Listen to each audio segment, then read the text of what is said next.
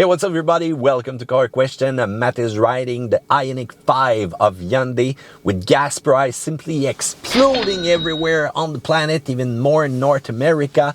We are looking more at famous electric vehicle. And right now Hyundai is just entering that territory with a brand, and they're going to do just like they did with Genesis. That's going to have to be seen over time. But we are rolling the preferred model with all-wheel drive, and we've got that big battery inside.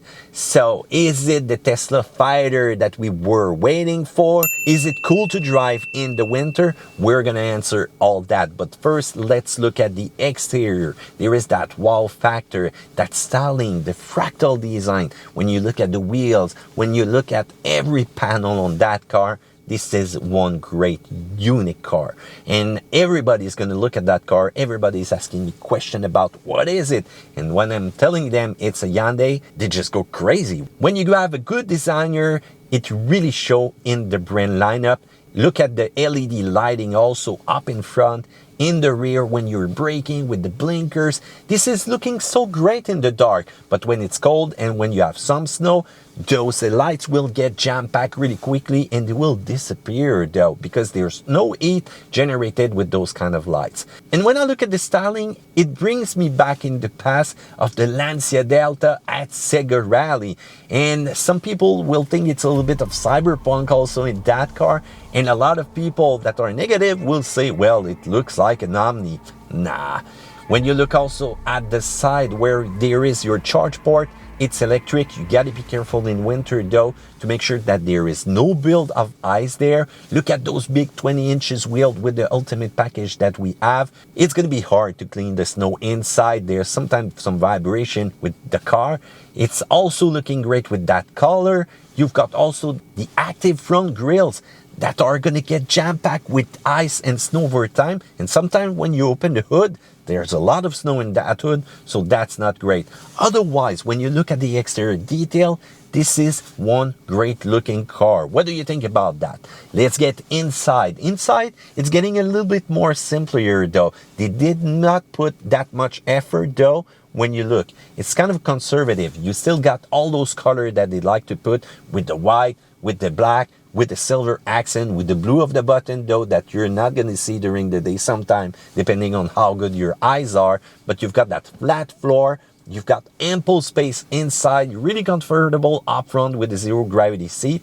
If you want to take a nap while charging your car, you can go into that position, and this is looking great. Also back there, really comfortable. Once again, you can move forward or back if you want. And when you look at the trunk, this is one huge trunk. I really dig also that panoramic roof. You're going to be able to see the stars, and those two screens up in front.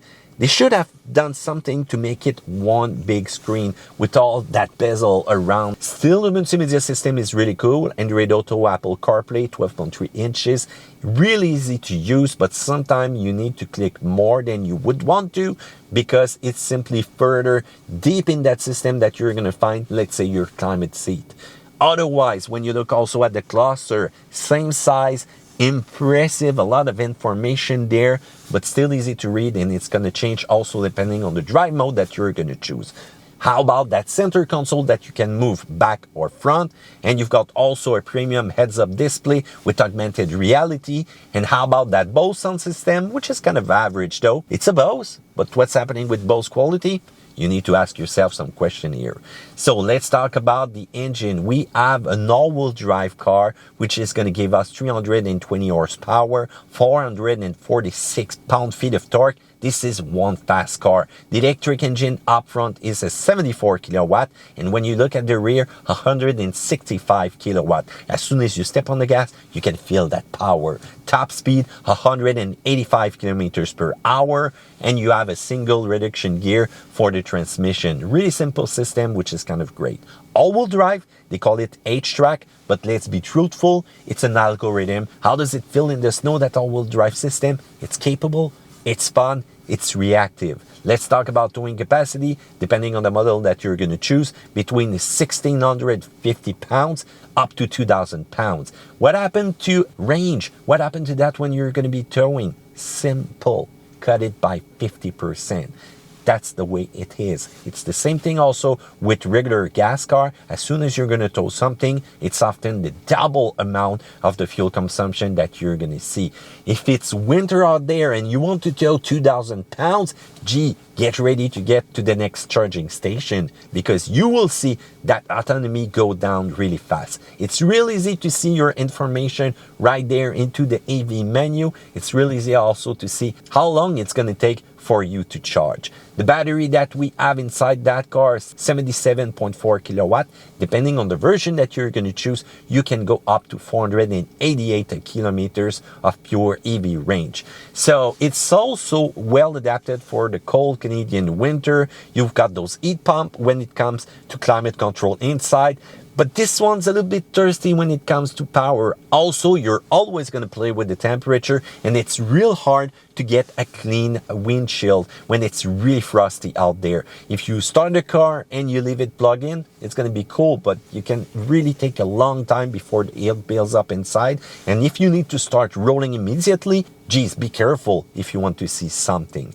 Otherwise, that car that we have, it did 1,600 kilometers at an average consumption of 27.1 kilowatt hour per 100 kilometers for 42 hours. So there you go if you like statistic. When it comes to charging, that car can handle a 350 kilowatt fast charger, 800 volt multi-charging system. You can go from 10% to 80% of the battery capacity in only 18 minutes. If you're in a hurry, 5 minutes will give you an autonomy of 100 kilometers. That's going to be good to end your trip though. If you're going to choose a level 2 charger, 6 hours 43 minutes. And if you're going to those fast chargers that we have here in Quebec, 50 kilowatt, 61 minutes 42 seconds. But be careful, when it's cold out there, charging time will be longer. That's the way it is. But still, you've got a great temperature system in that car to make sure that it will keep the battery in optimum performance over time. And as I told you, you've got the heat pump for the winter to be comfortable inside. How about the road handling? 0 to 100 kilometers in 5.1 seconds. This car is violent when it comes to acceleration. You can select different drive mode, eco, normal, sport. Hold it, you're gonna get into snow mode. This car handles even better, and it's still looking like a SUV, but without the high center of gravity. So you've got that sedan driving fun, you've got that sporty car driving fun, and if you want to have fun in the winter, geez, amazing all-wheel drive system. Hyundai did the job on that. It can be cool, you can turn off all system, but you're gonna have to be ready for some amazing power in a jiffy. As soon as you step on the accelerator, boom! I do not like right now the tires that we have on that car. Continental, sorry. I would have put some great studded tire for maximum traction, but often I find myself slipping because that car is so powerful that it will bust the maximum grip capacity of those tires. Still, make sure that you're careful if you turn the TCS off. So the car feels heavy sometimes in the bum, but not too much when you're going to be rolling. Highway speed is just great. Passing speed is just great. Comfort up in front, in the back, impressive once again. Although security feature can sometimes be intrusive though, you got to be careful. And if your driving style is sporty, you will see that range go down real quickly. This car is thirsty for energy. That iPedal assistant though is kind of cool, but you got to be careful in winter. If you're gonna roll on the high sea situation, put on the snow mode, because as soon as you release the accelerator, let's say that you're in sports mode, that iPedal system is so aggressive that regenerative feeling will make you slip sometime, and you don't want to lose control with that car. Otherwise, look at that slow motion. I just love to see that car just blasting over hill, even if it's ice out there. Amazing performance. My cameraman even got a little bit of rock in his eye though. It's starting at $45,000 Canadian, and the model that we are riding right now with the ultimate package is 72 grand. This is a lot of money. Still, you will get that incentive that you can apply. And if you want our thoughts about incentive, feel free to go check that video in the eye. you will know what we think about that. On the minus side, you're going to feel a little bit of bumpy ride with those 20 inches wheel. You could shrink them to 16 inches with a winter package, but you will see that sidewall of the tire will be so big that it will change the handling a little bit of the car. Still try it and tell me what you think in the comment section down there below. Those handles really don't like the cold. Same thing also for the active grille up in front. They don't like the cold. You're gonna have so much snow inside the engine bay if you're driving into fluffy snow. Make sure that you don't turn the CCS off. I told you, I've warned you, you will know about it. How about the rear visibility? I don't know what happened, but they forgot to put the wiper on this car. So as soon as you're going to drive into a snowstorm, into something that's nasty on the ground, dirty, the water, you're not going to see anything. Put an aquapel, it will help you, but otherwise, that's not great. Wipers up front are real shitty also. You need to change them. They will always frost in the ice up front. Make sure that you're using great winter wipers. Same thing also for the door on the side. Make sure that you don't have any ice because it's electric. Electric don't like ice. On the plus side, you've got amazing warranty from Hyundai on the electrical system, 8-year, 160K. You've got that cool gadget also on your key fob that you can move forward or reverse the car to simply get out of a tight space. It's a cool gadget, nothing more. You've got that V2L adapter that you can use to power up anything that you will bring on camping or simply need electric power, but you're gonna have to spend some money for that accessory.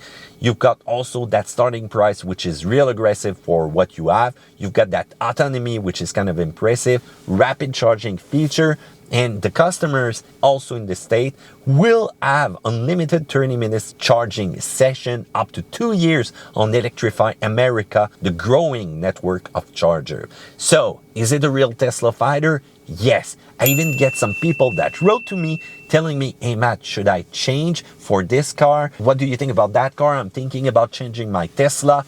Oh, Uncle Elon won't be happy to hear that. But you know what? It's wartime, and now Hyundai is ready for that. And it's one amazing car that I drove in the snow, and it's one of the great, cool-looking car that I've driven for a long time. What do you think about that? Comment section down there below. Thumbs up, subscribe, and I'll see you another time.